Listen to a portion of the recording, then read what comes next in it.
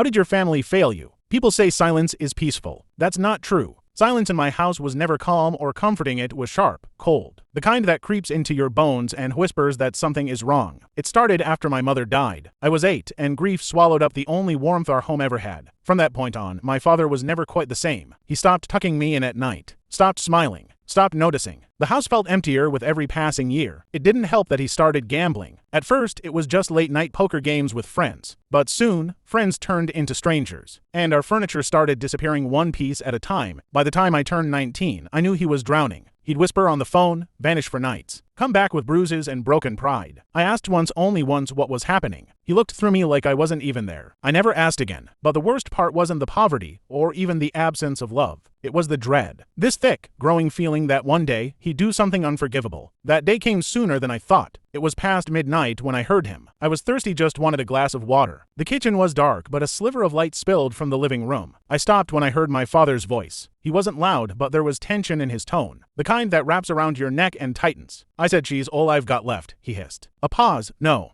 She's not a child anymore. She's 19. You'll like her? She's quiet, obedient, beautiful enough." I froze. The cup slipped from my hand and shattered against the floor. I stumbled back, but he didn't hear me or didn't care. I covered my mouth and stepped over the shards. "She's the payment," he continued. "You clear the debt, and she's yours." End of story. I didn't sleep that night. I didn't cry, either. I sat in bed, gripping my knees to my chest and trying to make sense of what I'd heard. There had to be some misunderstanding. There had to be. Except I knew there wasn't. The next morning, he acted normal. Or as normal as he could. Made toast. Asked if I was going to the market. I watched him butter his bread with steady hands like he hadn't just tried to sell me like livestock. "Who was on the phone last night?" I asked. My voice came out hoarse. He didn't even look up. "Work," he said. "Don't eavesdrop." I nearly spat in his face, but I stayed quiet. Because now I was terrified. I needed a plan. I needed anyone I could trust. That afternoon, she arrived like a hurricane in high heels, Aunt Mirabelle. She was my dad's older sister, a woman who had always been more myth than family. I remembered her vaguely from my childhood lipstick-stained wine glasses. Too many rings, perfume that choked the air. She'd stopped visiting after my mother died, but now she was back. Arms full of groceries and an uncheckable smile. Well,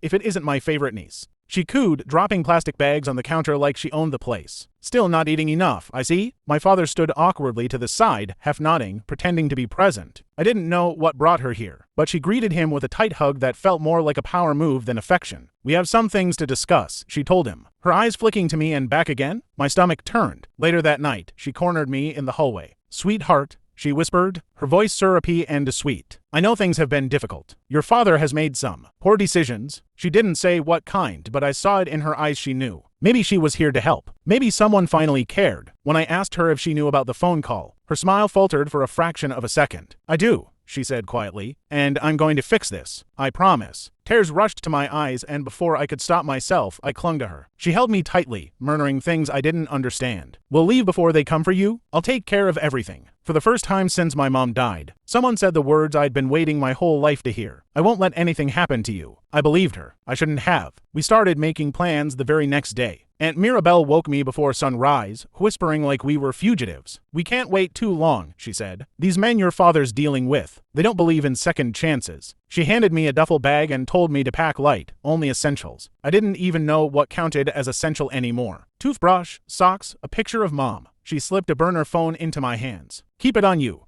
Always." I programmed my number into it. "If anything happens, if we get separated, you call me." She made it all sound so dramatic, so real. "We plan to leave the next night, after dinner. I'll rent a car," she said. "Something with tinted windows. You'll sit low in the back. We'll be halfway across the state before anyone even notices you're gone." I believed every word. That day, she cooked for the first time in our house. Stew, thick and rich with spices I hadn't tasted since childhood. She hummed as she chopped onions like we weren't planning a getaway. My father barely spoke. He just watched her from the couch, his eyes unreadable. I tried to talk to him. I tried one more time. "Dad," I said, "please don't do this. I'm your daughter." His cigarette trembled slightly between his fingers. "I don't have a choice." "Yes, you do. You always do." He looked at me for the first time in weeks, and then he turned away. I wanted to scream. Instead, I went to bed early, clutching the burner phone in my palm like a weapon. We were supposed to leave in less than 24 hours. I didn't know that everything I trusted was about to shatter. I don't know what woke me. It was just after 1 a.m., and the house was heavy with that strange stillness that only comes when everyone's pretending to sleep. I heard the creak of the hallway floorboards barely there, like a ghost. I reached for the burner phone, still tucked beneath my pillow, and crept toward the bedroom door. Voices.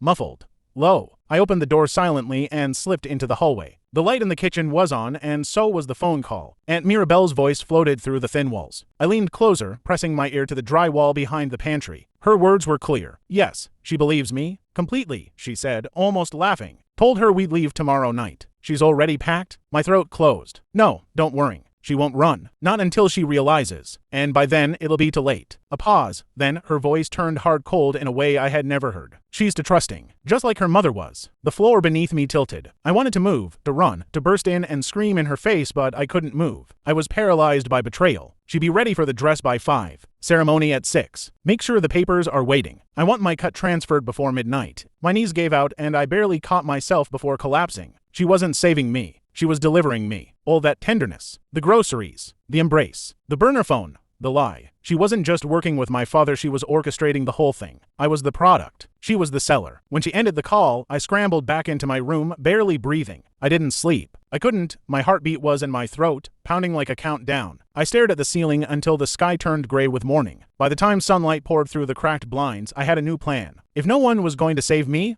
I'd save myself. Morning came with the scent of eggs and betrayal. I walked into the kitchen, my face a mask. Aunt Mirabelle stood by the stove, humming and flipping pancakes like she hadn't just sold me off the night before. She smiled when she saw me so warm, so fake it made my skin crawl. "There's my beautiful bride-to-be," she sang. I gave her a soft laugh. "Nervous as hell," I said, gripping the back of the chair so tightly my knuckles turned white. She thought I didn't know, that I was still the stupid, trusting niece she had duped. That was good. I needed her to think that. Dad didn't even look at me. He sipped his coffee like today wasn't the day. He handed me over like some package being picked up. He had shaved, even put on a clean shirt, as if dressing up could cleanse the rot inside him. "What time does everything start?" I asked, pretending my voice didn't shake. "Dress fitting at 3. Hair and makeup at 4:30, Aunt Mirabelle said, placing pancakes in front of me. "The groom will arrive at 5. We'll have a quick ceremony in the garden. Nothing extravagant. No guests. No cake. No celebration. Just a business deal wrapped in lace and mascara." "Who is he?" I asked, trying to sound curious instead of horrified. "His name is Cade," she answered. "A businessman, discreet, generous. He's taking care of your father's debt." "And you?" I asked. "What do you get?" She blinked, smiled coolly. "Peace of mind." I wanted to throw the plate at her face. Instead, I smiled back, because today was the day I would make them all regret underestimating me. He arrived just before sunset. The air had turned heavy, thick with the scent of wilting flowers Aunt Mirabelle had arranged around the garden. The old patio had been swept clean, and a table set up beneath the tree where my mother once hung fairy lights. It looked more like a funeral than a wedding. I stood behind a window, watching him step out of a sleek black car. His presence was unsettling, even from a distant stall. Well-dressed, precise in every movement. He adjusted his cufflinks like someone used to being in control, like someone who'd done this before. Cade. The name alone made my skin crawl. Aunt Mirabelle rushed outside to greet him. They hugged like old friends, not distant business partners. Her hand lingered on his arm a little too long. He didn't smile, not really. Just that polite, cold smirk you see on wolves wearing human skin. I was dressed in white. A simple gown with lace sleeves and a neckline that made me feel like I was choking. Mirabelle had chosen it, of course. She zipped it up herself with trembling hands, whispering how beautiful I looked. I wanted to scream. Instead, I swallowed my fury and let her lead me to the living room. And there he was. Up close, Cade was even worse. His eyes were black and empty, like mirrors that refused to reflect. He didn't offer his hand or say hello. He just studied me like I was merchandise. He nodded once. "She do?" Those 2 words nearly broke me. Not "she's beautiful," not "I'm honored," not even "hello." Just "she do?" I couldn't speak. Couldn't breathe. I stared at my father, who was seated on the couch behind him, not looking at me. Not even now. Aunt Mirabelle clasped her hands together like a proud hostess. "We'll begin soon," she said. "Shall we go over the documents first?" They sat at the dining table. The contract was on thick paper, too elegant for something so vile. I didn't need to read it. I already knew what it said. This wasn't a marriage. It was a sale. I excused myself with a tight smile and a nod toward the bathroom. Mirabelle started to follow, but Cade stopped her. "Let her breathe," he said. "She's not going anywhere." He was wrong. "Hello, dear friends. Today, let's make a chocolate cake. First, prepare flour, cocoa powder, baking powder, salt, eggs, butter, and other ingredients. Mix them together and knead them into a fine dough. Next, let the dough rise until it becomes fluffy and soft. Then, scoop the cake batter into a baking pan and add the pre-made stuff. Finally, when the sweet cake comes out of the oven, exuding its tempting aroma, everyone gathers around to enjoy it together. The joy in their hearts is hard to express in words. Come and try making your own chocolate cake. The second the bathroom door clicked shut behind me, I dropped to my knees and pulled up the rug. The floorboard beneath it creaked faintly exactly where I remembered. Years ago, I used to hide things there. Candy, a broken watch, once even a kitten. Now I hid my freedom. I reached into the hollow space and pulled out the small paring knife I had tucked away that morning while Mirabelle wasn't looking. It wasn't much, but it was sharp. Enough to cut rope, enough to defend myself, enough to remind me that I still had power. I moved to the tiny window above the tub. It hadn't been opened in years, but I remembered how to jimmy the latch. I used the handle of the brush to pry it up. It groaned in protest, the rust holding on like a stubborn ghost. I paused when I heard footsteps outside the door. My heart stopped. "Are you okay in there?" Mirabelle's voice called, falsely sweet. I cleared my throat. "Just nerves," I lied, flushing the toilet for effect. "All right, darling.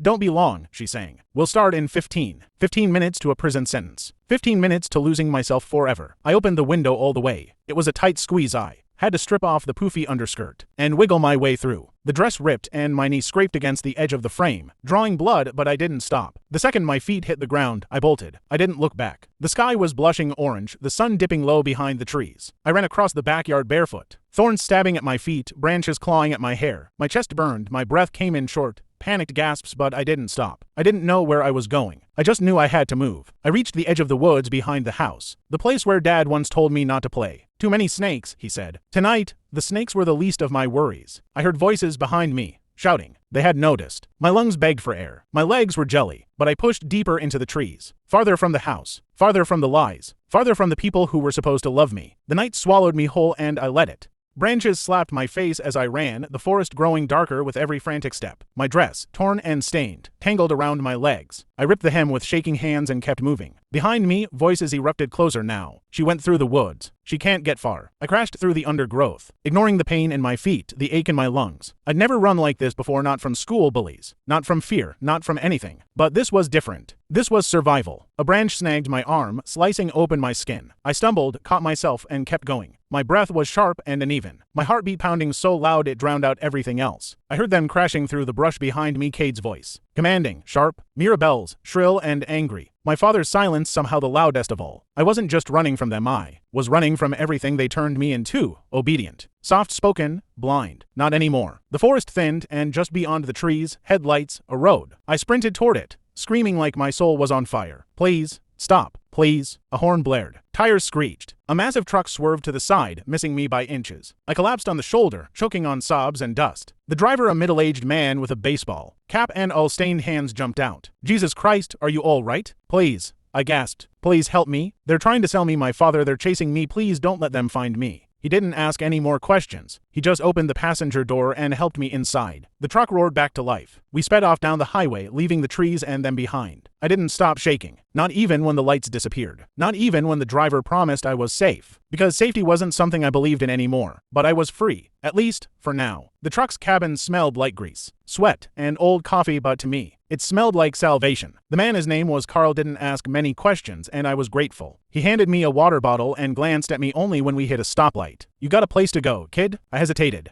"No." He nodded, as if he already knew. "All right, I'll take you to a truck stop about 30 miles from here. Got cameras, lots of people. They won't find you there tonight." I mumbled a thank you, but it felt too small. I wanted to cry, to scream, to sleep, to disappear. Instead, I pressed my forehead against the cool glass window and tried to breathe. When we pulled into the truck stop, it was almost midnight. Neon lights buzzed overhead, painting the pavement in shades of pink and blue. Carl handed me a wad of cash, maybe $100 in bills, and the number for a shelter. He said helped girls in trouble. "You can use my phone if yours don't work," he said. "I have one," I whispered. The burner Aunt Mirabelle gave me was still in my pocket. The irony burned. He didn't pry. "Good luck, kid," he said. "Don't let him take you back." I watched him drive away, swallowed by the night. Inside the diner, I slid into a booth near the back and ordered nothing. Just sat there, eyes blank, hands trembling. A waitress brought me a glass of water without asking. I nodded gratefully, trying not to cry. The weight of it all came crashing down. The betrayal, the fear, the absolute loneliness. What do you do when your own blood sells you? I took the burner phone out and stared at it. Should I call the police? And say what? "Hi.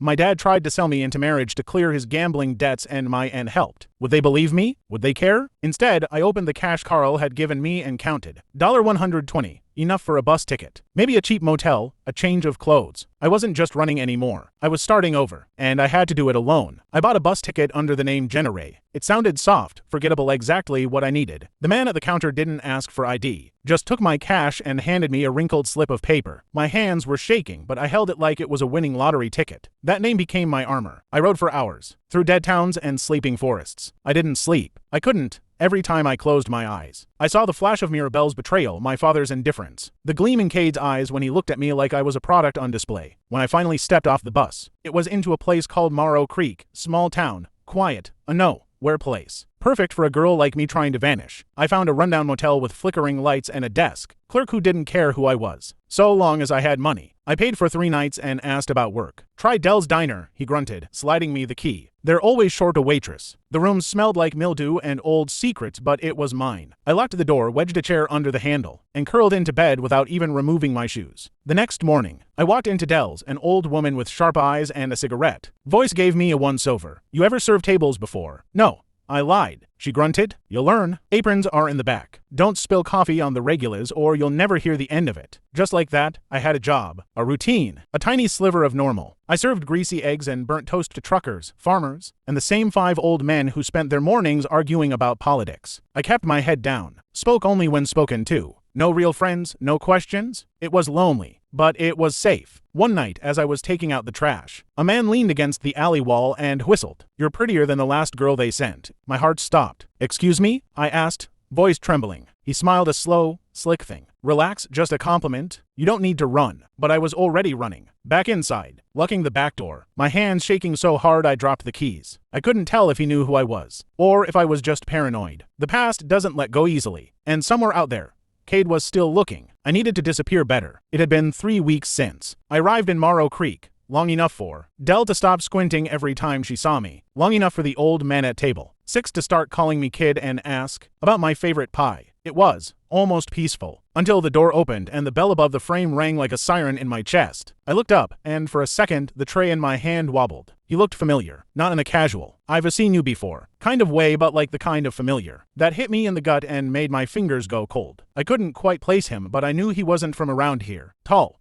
tan, sunglasses even though it was overcast, a toothpick in his mouth like he was trying too hard to look calm. He took a seat at the far end of the diner. I didn't go to him right away. I asked Jenny, the girl who worked the register, to cover the table. She rolled her eyes but went. I stood by the coffee pot, pretending to refill it, watching. He wasn't eating. He wasn't even reading the menu. Just watching, scanning. And then he did something that made my blood run cold. He pulled out his phone and tilted it just slightly in my direction. A photo. He had a photo. I ducked into the kitchen, heart racing. "He's here," I whispered to myself, staring at the rusted sink. He found me? But who? Cade. One of the men from the compound. One of the buyers. I needed to act fast. I slipped out the back door and into the alley. The same alley where that strange man had complimented me days before. This time, it was empty. I didn't stop running until I was back in the motel. I packed in a frenzy, clothes, cash. The burner phone I hadn't used yet. I didn't care if I left anything behind. I had to leave before nightfall. But as I zipped up my bag, I saw it, slipped under the door. A single photograph of me in the diner, with a date and time printed on the bottom: today, just hours ago. I stared at it for a long time before I flipped it over. On the back, someone had written, "You can't hide forever, Jenna." They knew the name, the alias, the town. That meant only one thing. Someone in this town, someone I'd trusted, had given me up. And that narrowed the list down to just a handful of names. Dell, Jenny, the night clerk, or someone I hadn't seen yet. I was running out of time and allies. I didn't sleep that night. The photo lay face up on the nightstand beside me, a silent threat pulsing with malice every time I closed my eyes. I saw that date stamped on the bottom like a countdown. Whoever left it knew exactly what they were doing. This wasn't just a warning. It was a promise. By sunrise, I had a plan. Not a great one, not even a safe one. But it was better than hiding and waiting to be dragged back to hell. Step 1. Figure out who sold me out. I started with Dell. She was opening the diner when I got there, still in her faded blue robe, hair up in a messy bun, carrying 2 boxes of eggs. I offered to help, like I always did, and followed her inside. "You look like hell," she said, not unkindly. "Didn't sleep? Nightmares." I nodded. "Something like that." I wanted to ask outright, "Did you give me up? Did you call someone?" But if she was guilty, that would just send her into defense mode. So I played along. I poured coffee. I smiled when the old men came in. I scrubbed tables that were already clean. But I was watching, listening, and around noon, she slipped, a small thing, Barely a twitch, a man came in, a local. Someone named Rick who sold farm equipment. He greeted her like normal, but when he looked at me, he hesitated. "She's still here?" he asked. "Still here, like I was supposed to be gone." Dell laughed quickly. "Yeah. Well, she's stubborn. It was too smooth, too rehearsed." After he left, I said, "What did he mean by that?" "By what?" "She's still here. Did you tell someone I was leaving?" Her hands froze mid-wipe on a counter. "I may have mentioned it. You were talking about heading out, weren't you?" "No," I said slowly. "I never told you that." She blinked. "Oh, must have misheard." I nodded, my stomach turning. "Right?" I knew then it wasn't Dell. She was hiding something, sure, but not that. She wouldn't be that sloppy. Which left the others. Jenny. She barely spoke to me. The night clerk. Too strung out to do anything useful, let alone report my whereabouts. That left one more name. The man who first complimented me in the alley. I remembered something about him now, the slight accent. The expensive shoes to clean for this dusty town. The way he watched me like he already knew my story. I hadn't seen him since that night. Until I left the diner. He was leaning against a car across the street. Same smile. Same dark eyes. He didn't wave this time. He just opened the back door of the car and nodded at me. Like it was time. Like it was already decided. I didn't go to him. I turned and walked the other way, trying not to break into a run. But I felt his eyes on my back, and a horrible certainty settled in my chest. Whoever he wasn't just watching anymore. He was waiting, and I was running out of places to go. By the time I got back to the motel, my breath was ragged and my pulse felt like it was trying to punch through my neck. I locked the door behind me and shoved a chair under the handle, even though I knew it wouldn't stop anyone determined. But I needed something. A delay. A chance to breathe. I paced the room in circles. The man across the street hadn't followed me, at least not visibly. But that meant nothing. He wasn't in a rush. He didn't need to be. Someone had told him exactly where I was. And suddenly, the most obvious answer became the most terrifying one. Aunt Teresa? Not just her lie about helping me. Not just the call I overheard. But everything. The calmness. The way she handed me off to those men like I was a package. She knew them. She had planned it. From the beginning. I reached for the burner phone I had bought days earlier and dialed her number with shaking fingers. She answered on the third ring. "Sweetheart," she said, all warmth and syrup. "You okay? I know it was you." Silence. "I heard your call that night. You were working with them? You sold me out? Just like Dad?" Another pause. Then the voice changed. Flat. Cold. "Of course I did." I froze. I hadn't expected her to admit it. "You think I'm proud of what I did?" She went on. "You think I wanted to? I don't care." "No, you don't, and that's your problem. You never cared about what we gave up for you." My hand clenched around the phone. "You were just a kid," she hissed. "Do you know how many times I bailed your father out of jail? Paid his debts. You were always the bargaining chip, even before you knew. He promised you to so many people over the years, and I kept pushing them back. Buying time. So selling me to a criminal was your version of protecting me." "No. My version was making sure they didn't kill him," she snapped. "And that was it. No apologies, no regret. Just the brutal truth." "You're disgusting," I whispered. "You're alive," she said. "For now, you're welcome." I hung up before I could scream. Then I sat on the floor, staring at the peeling wallpaper. Something inside me cracked quietly, like a thin line in glass. I didn't cry. I didn't panic. I just stopped believing anything would ever be the same. A knock came a few hours later. Soft, polite. I didn't move. Another knock. A pause. Then, "I know you're in there." The voice didn't belong to my aunt. It belonged to him. The man from the alley. I grabbed the knife from the drawer beside the mini fridge and crept to the door. "I'm not here to hurt you," he said, like he could read through wood. "Not yet." I flung the door open, knife raised. He didn't flinch. "Brave," he murmured, eyeing the blade. "Stupid, but brave." "What do you want?" I hissed. He stepped forward. "You. I'm not property." "No." He agreed. "Your payment." And before I could swing the knife, someone grabbed me from behind. A sharp sting to my neck. Everything went black. I woke up on a silk sheet that smelled of cold perfume and iron. My wrists were bound in front of me. Not rope silver bracelets. Masquerading as cuffs, elegant, pretty.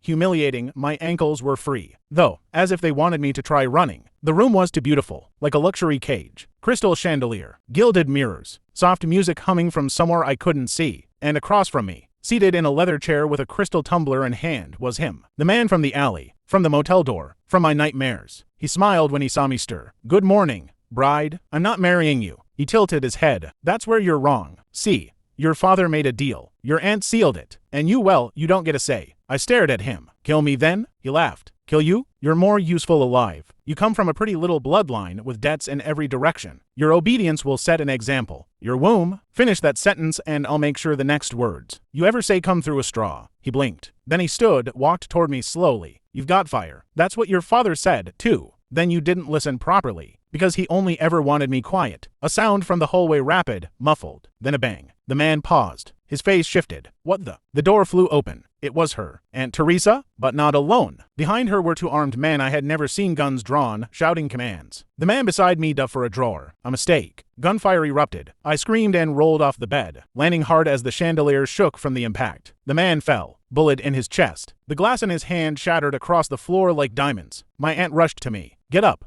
We have to move. I yanked back. I don't trust you. She grabbed my shoulders. Listen to me, girl. I made a mistake. I made many. But I got you out. I found people who knew what he was, who wanted him gone. You helped put me here. And now I'm helping you out? She shouted. You can kill me later if you want, but right now, we run. I stared at her, at the guards, at the blood pooling by the dead man's feet. Then I nodded. 1 year later. The house is small. Mine. On paper. No debts, no shadows. I pour a cup of coffee and walk out onto the porch, barefoot, free. I changed my name, got a new ID, took some of the blood money and turned it into therapy, rent, peace. Aunt Teresa writes. I don't respond. Maybe one day I will. Maybe not. My father disappeared. Rumor says he was found floating in the river outside the city. Another rumor says he's still running, from men worse than the ones he sold me to. I don't care either way. What matters is I'm here. Alive. Not a bride. Not a victim. Just me, and no one will ever sell me again.